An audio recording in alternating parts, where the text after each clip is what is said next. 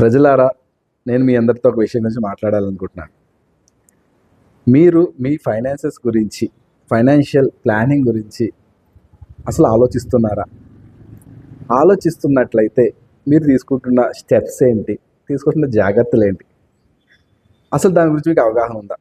లేకపోతే కష్టపడుతున్నాం కదా, సంపాదిస్తున్నాం కదా, రోజులు గడుస్తున్నాయి కదా అని లైట్గా తీసుకుంటున్నారా? మీరు లైట్గా తీసుకుంటూ వెళ్ళిపోతే మీకు మంచిది కాదు. మీరు ఎన్లైటెన్ అయ్యి సరైన స్టెప్స్ తీసుకుంటేనే మీకు మంచిది. ఎందుకంటే దీపం ఉండగానే ఇల్లు చెక్క పెట్టుకోవాలంటారు. కాబట్టి ఫైనాన్షియల్ ప్లానింగ్ గురించి అసలు మనకి చిన్నప్పటి నుంచి అవగాహన ఉండాలి. చదువుకునే రోజు నుంచి అవగాహన ఉండాలి. కనీసం ఒకవేళ విద్యార్థి దశలో మనకి అవకాశం లేకపోయినా జాబ్ చేస్తున్నాం, సంపాదిస్తున్నాం అంటే అట్లీస్ట్ అప్పటి నుంచైనా మనకు ఒక క్లియర్ కట్ పాత్ మన ముందు ఉండాలి. నేను సంపాదిస్తున్న ఈ మనీతో ఏం చేయాలి? వేటి కొరకు ఈ మనీ నేను వాడాలి? ఇంపల్సివ్గా దేనికి పడితే దానికి వాడేస్తే ఏదో ఆ రోజు గడిచిపోతుంది. కానీ అవసరం వచ్చినప్పుడు, చాలా నీడ్ ఉన్నప్పుడు, ఇంత కష్టపడి ఇంత సంపాదించి కూడా మనం ఇంకొకరి దగ్గరికి వెళ్ళి చెయ్యి చాచవలసి వస్తుంది.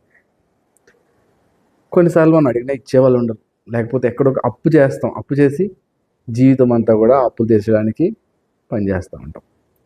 కాబట్టి నేను మీకు ఇక్కడ ఒక లెక్చర్ ఇవ్వాలనుకోవట్లేదు, కానీ అవేర్నెస్ కలుగజేయాలనుకుంటున్నా. ఇవన్నీ కూడా ఆటోమేటిక్గా జరగవండి. మనం స్టెప్స్ తీసుకోవాలి. ఇంట్లో వస్తువులు చక్కగా ఉండాలంటేనే మనం అరగంట గంట వెచ్చించి క్లీన్ చేయాలి, అరేంజ్ చేయాలి. మన జీవితం, హోల్ లైఫ్, ఫైనాన్సెస్ చక్కగా ఉండాలంటే ఆటోమేటిక్గా జరగవు. We need to put efforts.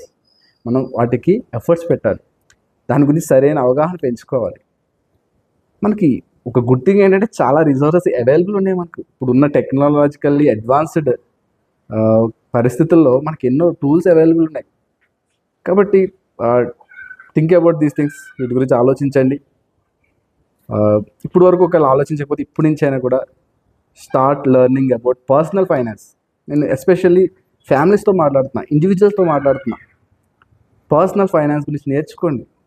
ఆదాయం, సేవ్ చేయడం, ఇన్వెస్ట్ చేయడం, బడ్జెట్లు వేయడం, ఇన్సూరెన్స్ని ప్రాపర్గా తీసుకోవడం, ఫ్యూచర్లో నీడ్స్ కోసం retirement planning, children education planning, marriage కావచ్చు, దేనికైనా ప్లాన్ చేసుకోవడం, ఇట్లాంటి వాటి గురించి ఆలోచించండి.